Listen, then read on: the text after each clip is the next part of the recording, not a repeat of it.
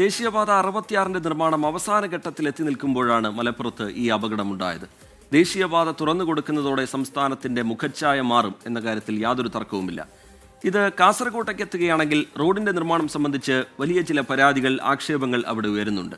ദേശീയപാത നിർമ്മാണത്തിനായി കുന്നിടിക്കുന്നത് യാതൊരു സുരക്ഷാ മാനദണ്ഡവും ഇല്ലാതെയാണ് എന്നാണ് നാട്ടുകാരുടെ ആക്ഷേപം. ജില്ലയിൽ മാത്രം 4 ഇടങ്ങളിലാണ് ഈ മഴക്കാലത്ത് മണ്ണിടിച്ചിൽ ഭീഷണി നിലനിൽക്കുന്നത് എന്ന കാര്യം ഓർക്കണം. ദിവസങ്ങൾക്ക് മുമ്പാണ് പീലിക്കോട് മുട്ടാലിയിൽ കുന്നിടിച്ച് ദേശീയപാത നിർമ്മാണത്തിനിടെ മണ്ണിടിഞ്ഞ് തൊഴിലാളി മരിച്ചത്. ജില്ലാ കളക്ടറും ദുരന്ത നിവാരണ അതോറിറ്റിയും അപകട മുന്നറിയിപ്പുകൾ നൽകിയിട്ടും കരാർ കമ്പനികൾ ഇതൊന്നും മുഖവിലക്കെടുക്കുന്നില്ല എന്നാണ് നാട്ടുകാരുടെ പരാതി. മണ്ണിനെയോ മനുഷ്യനെയോ പരിഗണിക്കാതെയാണ് ദേശീയപാത നിർമ്മാണത്തിനായി ചെങ്കുത്തായ കുന്നുകളെ ഇടിച്ചിടുന്നത്. ഇവിടെ പണിയെടുക്കുന്ന തൊഴിലാളികളുടെയോ യാത്രക്കാരുടെയോ സുരക്ഷയെക്കുറിച്ച് ആർക്കും യാതൊരു ബോധവുമില്ല.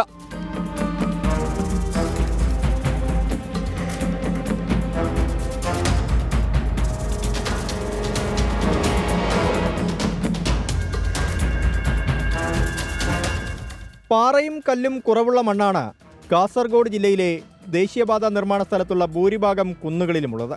മഴ ശക്തമാകുന്ന സമയത്ത് മണ്ണിടിച്ചിൽ സാധ്യത നിലനിൽക്കുന്ന സ്ഥലങ്ങൾ. മണ്ണിൻ്റെ ഘടന നോക്കി മണ്ണ് പരിശോധന നടത്തി ഇവിടങ്ങളിൽ ദേശീയപാത നിർമ്മാണം നടത്തണമെന്നിരിക്കെ കരാർ കമ്പനിയായ മേഗ കൺസ്ട്രക്ഷൻ ഇതൊന്നും പാലിക്കുന്നില്ല എന്നാണ് ആരോപണം. ഈ കമ്പനിയോട് നമ്മളിപ്പോൾ പല പ്രാവശ്യം പറഞ്ഞു. 2023 ഏപ്രിൽ കഴിഞ്ഞ ആദ്യത്തെ മഴ, അതുപോലെ 24 സ്റ്റാർട്ടിങ്, ഇപ്പോൾ 25 ഫസ്റ്റ് ഉണ്ടായ ഒരു ചെറിയ മഴ, 1 മണിക്കൂർ മഴ തന്നെ വീട്ടിനകത്തേക്കെല്ലാം വെള്ളം വരുന്ന രീതിയിലാണുള്ളത്. അധികരോട് പറഞ്ഞ് മതിയായിട്ടുള്ളത്. അവർ ഹിന്ദി സംസാരിക്കുന്ന ആളെ കൊണ്ട് പണിയെടുപ്പിക്കും. പിന്നെ ഇതിൻ്റെ യഥാർത്ഥ മലയാളി എഞ്ചിനീയർമാർ നമ്മൾ വിളിച്ചു കഴിഞ്ഞാൽ ഫോൺ അറ്റൻഡ് ചെയ്യില്ല. പിലിക്കോട് മട്ടലായിയിൽ കുന്നിടിച്ച് ദേശീയപാത നിർമ്മാണം നടത്തുന്നതിനിടയിൽ മണ്ണിടിഞ്ഞു വീണ് തൊഴിലാളി മരിച്ചത് ദിവസങ്ങൾക്ക് മുൻപാണ്.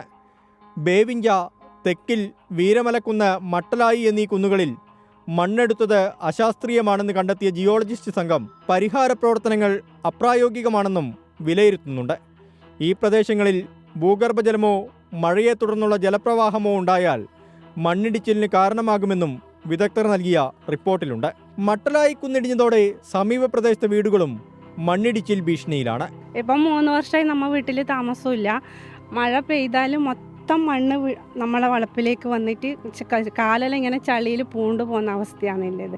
ഇപ്പം നമ്മൾ പുതിയ വീട് എടുത്തിട്ട് അവിടെ താമസിക്കാൻ പറ്റും തോന്നില്ല ഈ മഴയത്ത്. ഒരിക്കൽ മതിലെല്ലാം അങ്ങനെ ഇടിഞ്ഞു വീണിന് കഴിഞ്ഞ മഴക്ക്. അപ്പം നമ്മൾ എല്ലാ ദിക്കിലും പരാതി കൊടുക്കുകയും ചെയ്തിന്. അതിന് ഒരു നടപടിയും ഒരു നഷ്ടപരിഹാരം ഒന്നും തന്നിട്ടില്ല.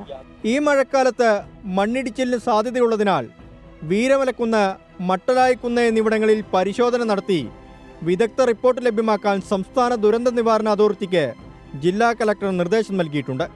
അതുവരെ അപകടം നടന്ന സ്ഥലങ്ങളിൽ നിർമ്മാണ പ്രവൃത്തികൾ നിർത്തിവെക്കാനാണ് തീരുമാനം.